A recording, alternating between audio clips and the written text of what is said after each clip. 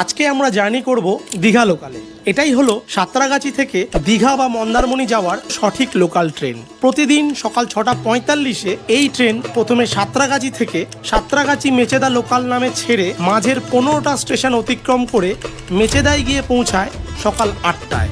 এরপর মেচেদা থেকে 8:05-এর মেচেদা দীঘা ইএমইউ হয়ে প্রথমে পাঁশকুড়া জংশনে গিয়ে পৌঁছায় 8:25-এ। 8:35-এ পাঁশকুড়া থেকে ছেড়ে গিয়ে এই লোকাল দীঘায় গিয়ে পৌঁছায় বেলা 11:05-এ। এই যাত্রাপথে মোট সময় লাগে 4 ঘন্টা 20 মিনিট। এছাড়াও কলকাতা থেকে দীঘা যাওয়ার জন্য আপনারা দিনে বেশ কিছু লোকাল পেয়ে যাবেন। তার জন্য আপনাদের প্রথমে যেতে হবে হাওড়া থেকে পাঁশকুড়া। এখান থেকে এখন দুটো স্পেশাল ট্রেন চলছে, একটা সকাল 7টার সময় আর একটা দুপুর 12:15-তে।